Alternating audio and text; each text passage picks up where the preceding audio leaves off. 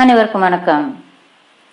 வெங்கடேசன் அவர்களின் காவல் கோட்டம், அத்தியாயம் 16.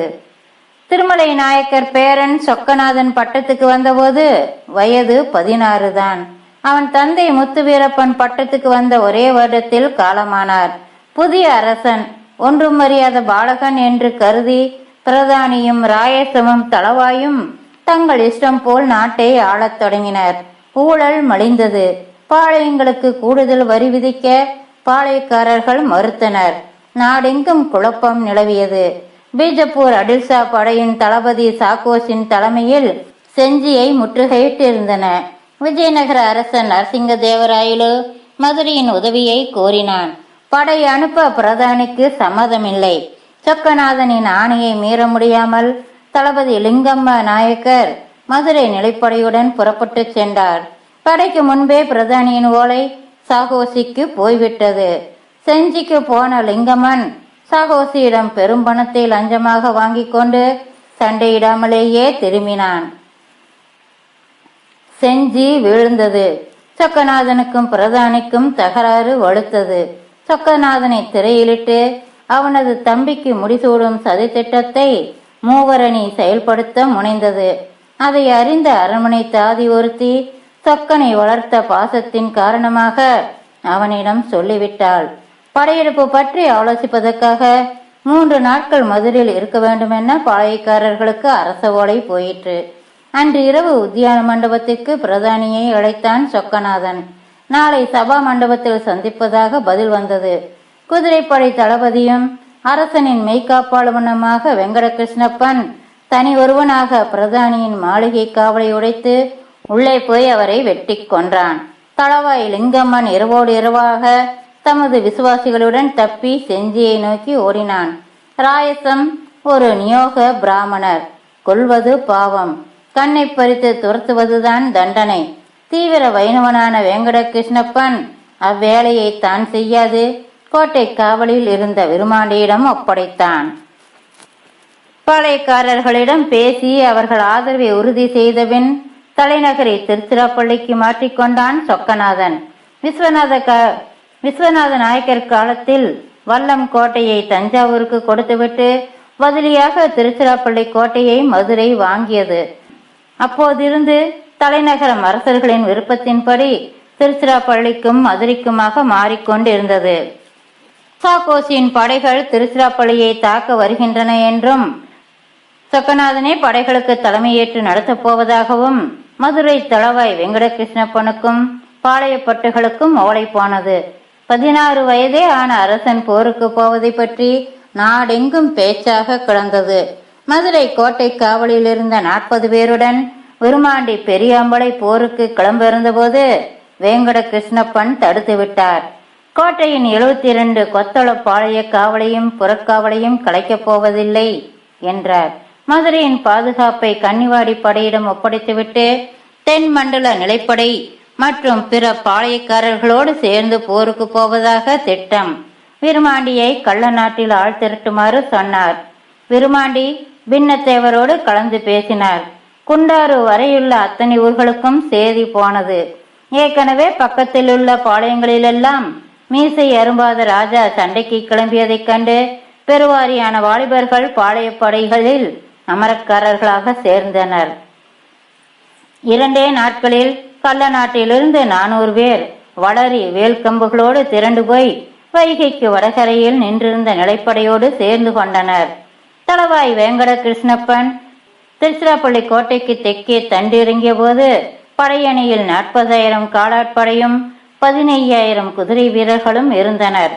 கோட்டைக்குள் 10,000 வீரர்கள் ஏற்கனவே இருந்தனர். ஒருவேளை விதி சதி செய்துவிட்டால் வேங்கடவர் கூடவே உடன்கட்டை ஏறுவதற்காக படையோடு வந்திருந்த திம்மக்காவும் கிருஷ்ணையும் சொக்கநாதனின் மனைவி மகாராணி மங்கள விலாசினியின் அழைப்பை ஏற்று பொம்மதேவி ஜக்கதேவி பூஜைக்காக அரண்மனைக்கு சென்றிருந்தனர். சாக்கோசின் படைகள் மதுரையில் வலிமையில் 3/4 இருக்கும். ஆனால் அந்த குதிரை படைக்கு நாடெல்லாம் அஞ்சின. ஏராளமான பீரங்கிகளும் இருந்தன. பீஜப்பூர் படைகள் பீரங்கி சுடுவதில் பேர் போனவை. செஞ்சியை 40 நாளில் பிடிக்க துணை செய்தவை பீரங்கிகள்தான். செஞ்சி அளவுக்கு திருச்சிராப்பள்ளி வலுவான கோட்டை அல்ல. கொள்ளிடம் மணலாய் இருந்தது. ஆனால் காவிரியில் இடுப்பளவு நீர் ஓடியது. எனவே கொள்ளிட வடகரையில் கரம்பானூரின் இருபுறமும் அந்த படை நின்று கொண்டிருந்தது. பீரங்கிகளை இறக்க முடியாமல் காத்திருந்தனர். அன்று காலையில்தான் தஞ்சாவூரிலிருந்து 50 யானைகளும் 500 குதிரைகளும் 3000 வீரர்களும் சாக்கோசியின் உதவிக்கு வந்து சேர்ந்திருந்தனர். ஏதோ ஒப்புக்கு வந்த மாதிரி இருந்தது. இன்னும் 5 மடங்கு படையை எதிர்பார்த்திருந்த சாக்கோசி ஏமாற்றத்தோடு தஞ்சாவூர்காரனுக்கும் ஒரு பாடம் கற்பிக்க வேண்டும் என மனதில் கருவிக்கொண்டான். அன்று இரவு தளவாயிடம் விரும்பாண்டி பேசினார். குழப்பம் ஏதும் வராமல் பார்த்து கொள்ள வேண்டும் என்ற உத்தரவாதத்தை வாங்கி கொண்டு தளவாய் அனுமதி அளித்தார். விருமாண்டி பெரியாம்பளையின் தலைமையில் 5 பேர் கொண்ட 6 கொத்துகள் கிளம்பின. வழிகாட்ட 2 வேவுக்காரர்கள் உடன் வந்தனர். கொள்ளிடத்தின் வடகரை ஓரம் அடர்ந்த காடு போல் மரங்கள் செறித்திருந்தது. அப்பால் வயல்வெளியில் பீஜப்பூர் தண்டி இறங்கி இருந்தது. கரம்பனூரை சுற்றிலும் காலால் படையை விட்டு 2 சிறகுகளிலும் குதிரைப்படைகள் இருந்தன. திட்டப்படி கிழக்குப்புறமாக கொள்ளிடக்கரை ஊடேயே நடந்து முகாமை அணுகினர். 3ஆம் சாமம் முடியும் நேரம் மை இருட்டு. ஆங்காங்கே நட்டிய கம்புகளின் மீது பந்தங்கள் எரிந்தன. குதிரை வரிசைகளுக்கு வெளியே 3 பேர் மட்டும் தரையில் குத்திய பந்தத்தை சுற்றி அமர்ந்து பேசிக் கொண்டிருந்தனர். விருமாண்டியோடு 4 பேர் தரையோடு ஓனான் போல் வரப்புகளின் மறைவில் ஊர்ந்து போயினர். மற்றவர்கள் குதிரை அணிகளுக்கு நேரே மரங்களின் பின்னால் பரவி காத்திருந்தனர். விருமாண்டி இலக்கை நெருங்கி சைகை செய்ததும் சிறுத்தை இறைமேல் பாய்வது போலிருந்தது. கண் இமைக்கும் முன் 3 குரல் வளைகளும் அறுபட்டன. விருமாண்டி பந்தத்தை மண்ணில் குத்தி அணைத்தார். பந்தம் அணைந்ததும் தோப்பை ஒட்டியிருந்த குதிரைகளின் கட்டுக்கயிறுகள் அறுபட்டன. ஆளுக்கு 2-3 குதிரைகளை இழுத்துக்கொண்டு மரங்களுக்குள் மறைந்தனர். குதிரைகளின் கனப்பொலியும் சரசரப்பும் கேட்டு தீ பந்தங்களோடு பிற வீரர்கள் ஓடி வரும் முன் குதிரைகள் மரங்களை தாண்டி ஆற்று மணலுக்குள் இறங்கின. கரையோரமாகவே கிழக்கு நோக்கி விரட்டப்பட்டன. படையணியில் குழப்பம் தெளிந்து விஷயம் விளங்கி உத்தரவு பிறந்து குதிரை வீரர்கள் தேட கிளம்பிய போது களவு போன புறவிகள் ஸ்ரீரங்கம் தீவில் ஏறிவிட்டன. எண்ணி பார்த்ததில் 52 குதிரைகள் இருந்தன. எதிரியின் 12,000 குதிரைகளில் இந்த இழப்பு ஒன்றுமே இல்லை. இந்த களவு பற்றிய கதை எதிரணிக்குள் பரவுவதுதான் முக்கியம். முன்பு வல்லம் கோட்டையை பீஜப்பூர் படை முற்றுகையிட்ட போது தஞ்சாவூர் கள்ளர்கள் படை முகாமை தினமும் விடாது கொள்ளையடித்தே முற்றுகையை கலைத்து விட்டார்கள். விஷ காய்ச்சலாலும் வயிற்றுப்போக்காலும் பீஜப்பூர் பின்வாங்கியதாகவும் கதை உண்டு. 2ஆம் நாள் இரவு எல்லா கள்ள வீரர்களும் கிளம்பினர். கீழ்நாட்டு கள்ளர்களும் உடன் வந்தனர். இடுப்பை சுற்றி கட்டிய கற்கள் போதாதென்று தலைச்சுமையாகவும் கற்கள் வந்தன. பாடி வீட்டுக்கு அப்பால் நாடுகள் விலகி கரையேறி இருபுறமும் மரங்களினூடாகவே நெருங்கினர். இன்று பீஜப்பூர் குதிரை வீரர்கள் ஏராளமாக முகாமை சுற்றி வந்தனர். கண்காணிப்பு பலமாக இருந்தது. விருமாண்டி கூகை குளறுவது போல் குரல் கொடுத்தார். மரங்களுக்கும் புதர்களுக்கும் பின்னே பரவி நின்றவர்கள் கல்லெறிய தொடங்கினர். குதிரைகளின் கனைப்பும் ஆட்களின் அலறலும் இருளை கிழித்தது. மேற்கே தூரத்தில் அதே கூக்குரல்கள் எழுந்தன. எரிந்து கொண்டே 2 அணிகளும் ஆற்றங்கரையில் பரவி ஒன்றை ஒன்று நெருங்கிக் கொண்டு இருந்தன.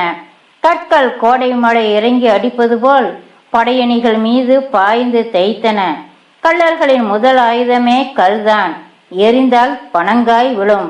மீசை அரும்பும் போது தொடங்கும் முதல் பயிற்சியே குறியை நோக்கி எறிவதுதான். சிறுவர்கள் தாயை விட்டு விலகி வெளியே விளையாட வரும்போது கல்லோடுதான் முதல் பழக்கமே. தரைக்கு அருகே படுத்திருந்த காலால் படை வீரர்கள் அலறியடித்து வடக்கே ஓடி தப்பித்தனர்.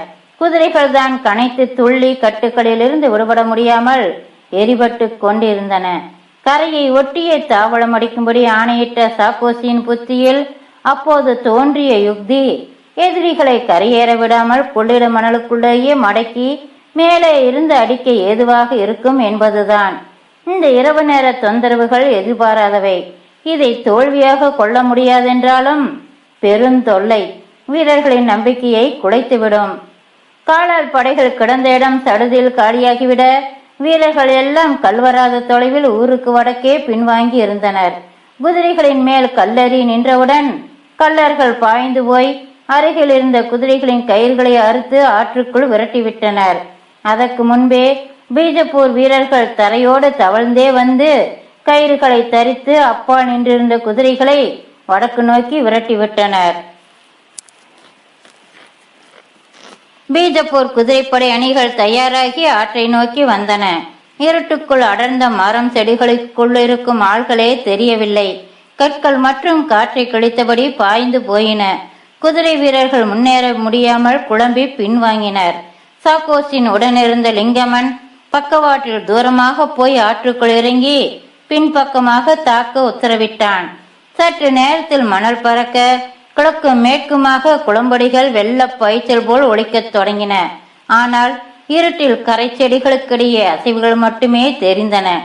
துணிந்து மேலேறிய சில வீரர்களை இழந்து குதிரைகள் மட்டும் கனைத்தபடி இறங்கி ஓடின. கள்ளர்கள் புதல் மறைவிலேயே கூட்டம் கூட்டமாக விலகி பின்வாங்கத் தொடங்கினர். குதிரை மந்தை ஒன்று ஸ்ரீரங்கம் தீவில் ஏறுவதைக் கண்ட ஒரு படையணி அதை மீட்க விரட்டி சென்றது. முன்னால் பாய்ந்து விரட்டி சென்று குதிரைகள் கரையை நெருங்கும் முன்பே காற்றில் விங் விங் என்று வினோத ஒளி எழுந்தது. 2-3 வீரர்கள் குதிரையிலிருந்து தூக்கி வீசப்பட்டார்கள். கல்லெறியை விட பல மடங்கு வலுவாக இருந்தது வளரி. துருக்கியர்கள் இதுவரை சந்தித்திராத ஆயுதம். அணித்தலைவன் கலைந்து சிதறி கரையேறுமாறு கத்தினான். கரையில் இருட்டில் யாரும் தென்படவில்லை. காவிரியை நோக்கி தெற்கே விரைந்தனர் குதிரை வீரர்கள். திருடுவான குதிரை கூட்டம் நூற்றுக்கணக்கில் திருச்சிராப்பள்ளியை நோக்கி நடு ஆற்றில் நீரில் செல்வது இருளில் கரிய திரள்களாக தெரிந்தது. குதிரை வீரர்கள் கரையில் நின்று செய்வதறியாமல் தயங்கினர். நிலைத்து வாகாக நிற்கும் இலக்கை நோக்கி விருமாண்டி மருத மரத்தின் பொன்னிலிருந்து வளரியை சுழற்றி எறிந்தார். சத்தென்று சத்தம் எழுந்தவுடன் கத்த குரலின்றி ஒரு குதிரை வீரன் மண்ணில் விழுந்தான். அவர் அருகிலிருந்து பறந்த 4 வளரிகள் சக்கரம் போல காற்றில் சுழன்று போய் இருவரை வீழ்த்தின. குதிரைகள் தங்களை நோக்கி வருவதைக் கண்ட விருமாண்டி ஓடி தண்ணீரில் இறங்கினார். நீரில் 4-5 எட்டு பாய்ந்து ஓடிய போது அவர் தலை மட்டும் துண்டாக தெரித்து பறந்து போனது. ஊற்றுக்கால் போல் பீரிடும் குருதியுடன் உடல் மட்டும் முன்னே சாடி நீரில் விழுந்தது. அன்று 14 பேர் முகாமுக்கு திரும்பவில்லை. கீழ்நாட்டு கள்ளர்கள் 5, ஆனையூர் கள்ளர்கள் 9 பேர். தாதனூரின் இழப்பு விருமாண்டி மட்டுமே. இரு முனைகளிலும் திரட்டிய சேதமில்லாத குதிரைகள் 230 இருந்தன.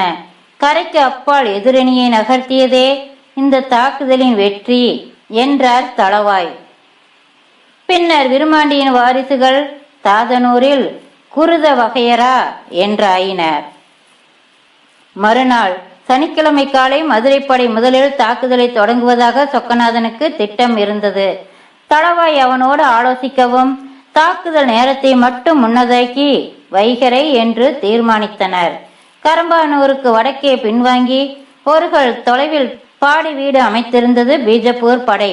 விடிவெள்ளி முளைத்த போதே வேங்கட கிருஷ்ணப்பனின் காலால் படை காவிரியில் இறங்கி நீரை நடந்தே கடந்து ஸ்ரீரங்கம் வடகரையில் பரவி நின்றது. கள்ளர்களும் வில்லாளிகளும் மட்டுமே கொள்ளிடம் தாண்டி மறுகரை ஏறினர். அதிகாலை பாங்கு ஓதும் ஒளி கரம்பனூரை எட்டிய போது ஒரு தீவன படப்பு எரிந்தது. எந்த ஜீவனும் மற்ற வெறிச்சோடி கிடந்த ஊரை சுற்றிலும் உள்ள படப்புகள் எரிய தொடங்கின. கள்ளர்கள் ஊருக்குள் இருந்த 10-20 வண்டிகளை எடுத்து வந்து வைக்கோல் கட்டுகளை ஏற்றத் தொடங்கினர். தீ வீட்டு கூரைகளிலும் படர்ந்து வானில் ஏறியது.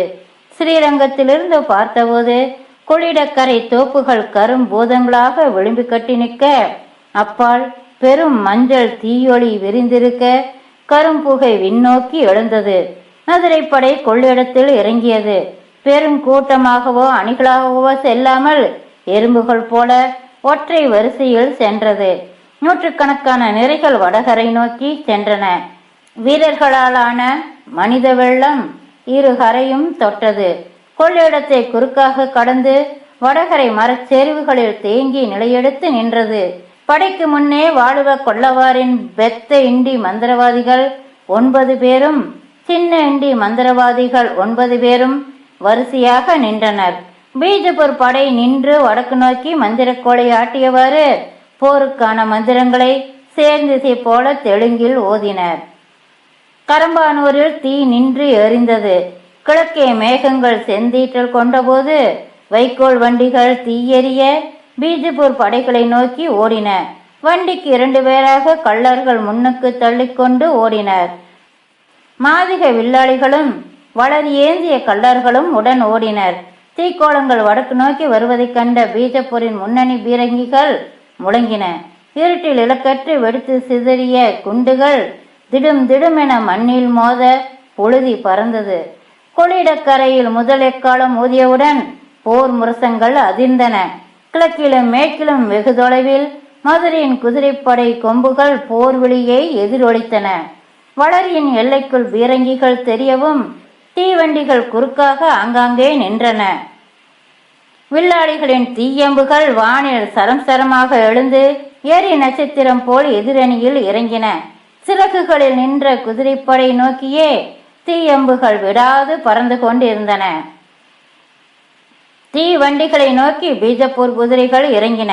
மதுரை வீரர்கள் வண்டிகளை சுற்றி நின்றனர். குதிரைகள் தீயை நெருங்காமல் திமிரி கனைத்து விலகி ஓடின. குழம்பி சுற்றுகிற குதிரைகளையும் வீரர்களையும் கள்ளர்கள் வேல்கம்பால் குத்தி எறிந்தனர். அம்புகள் சரம் சரமாக குதிரைகளுக்கு மேலே பறந்து வீரர்களை வீழ்த்தினர்.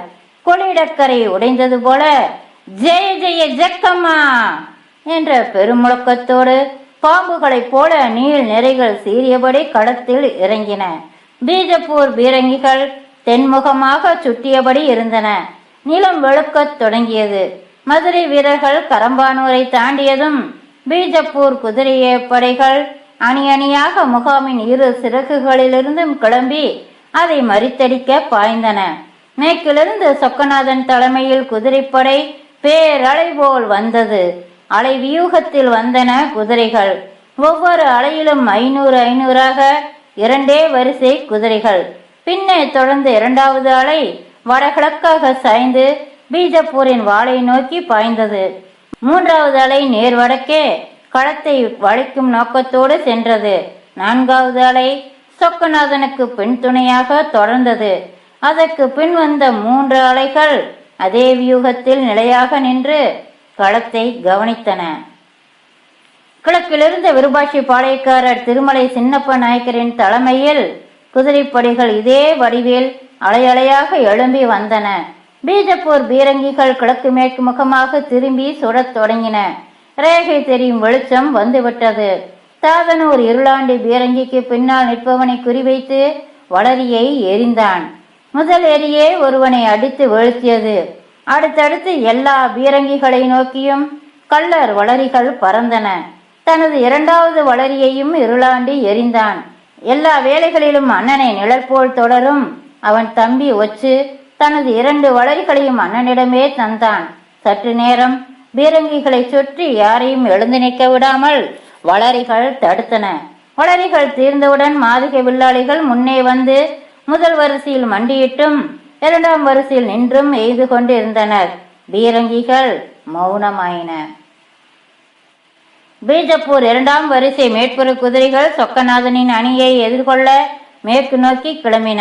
10க்கு 10 என்ற கணக்கில் 100 குதிரைகளாக சதுர வடிவில் பீஜப்பூரின் அணிவகுப்பு இருந்தது. சதுரங்களுக்கு இடையே பெரும் இடைவெளி.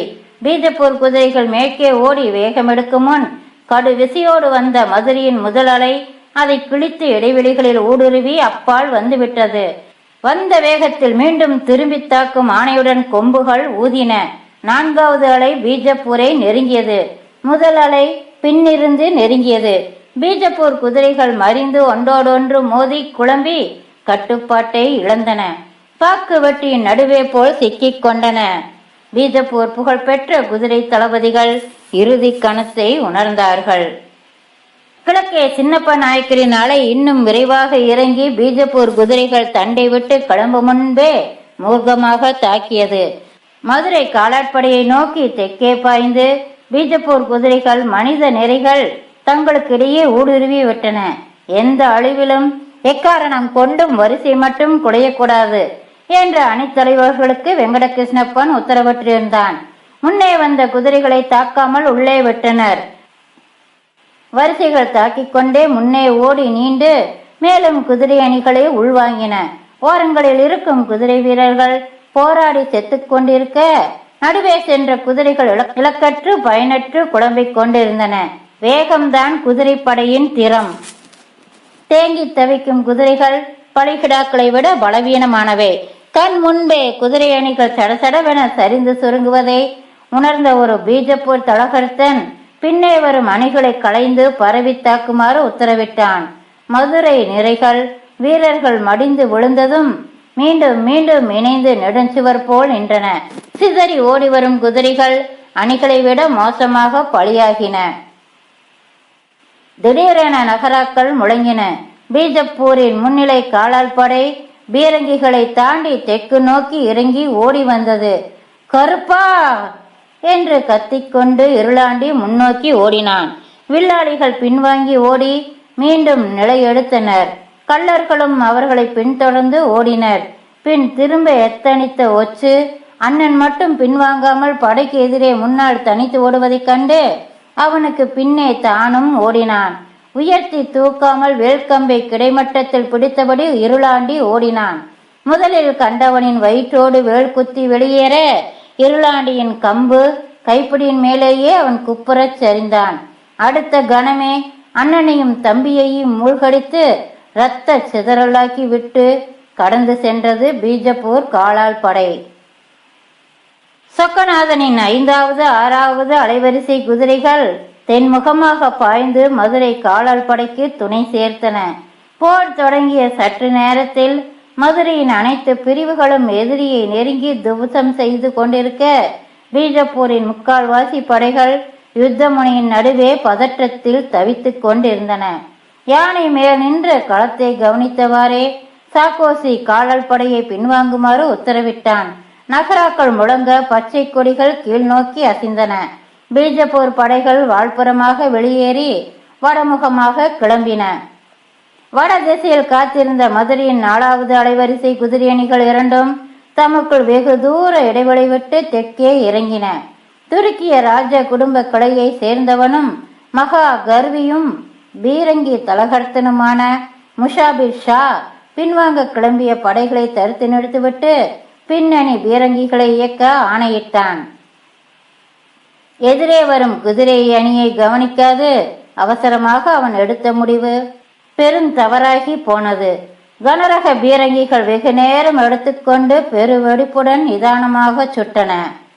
சாக்கோசி நிலைமையை ஊகித்து கோபத்துடன் முசாபீரை அணுகுவதற்குள் எவ்வித சேதரமுமின்றி மதுரை குதிரை வீரர்கள் பீஜப்பூரின் வாழ்புறத்தில் மோதிவிட்டனர்.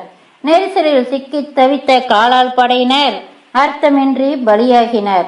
வீராசியோடு பீரிட்டு பாய்ந்த மனித வெள்ளம் வடமுகமாக ஓடியது. மதுரையின் அடுத்த அலைவரிசை குதிரைகள் முன்னேறுவதை நிறுத்திவிட்டு நின்று அவர்களுக்காக காத்திருந்தன. சூரியன் செந்நிறம் இழந்து வட்ட விளிம்புகள் மழுங்கி கோள வடிவமுற்று வெயிலாக எரிக்கத் தொடங்கும் போது களத்தின் முடிவு தெள்ளத் தெளிவாகி விட்டது. நகராக்கள் முழங்கின. பீஜப்பூரின் வெள்ளை கொடி மேலெழுந்தது. அதன் எல்லா முனைகளிலும் வெள்ளை கொடிகள் உயர்ந்தன. போர் முடிவுற்றது. மறுநாள் 20 சிறிய பீரங்கிகளையும் 3000 குதிரைகளையும் 2 லட்சம் வராகன்களையும் கொடுத்துவிட்டு சாக்கோசி வடமுகமாக திரும்பிச் சென்றான். மதுரையின் களப்பலி 800க்கும் மேல். தாதனூரிலிருந்து 3 பலியான சின்னமுத்து இருளாண்டி சகோதரர்களுக்கு சின்னையா மகன் என்பதால் 3 வாரிசுகளும் பின்னர் காவேரி வகையரா ஆயினர். மீண்டும் சந்திப்போம். நன்றி நண்பர்களே.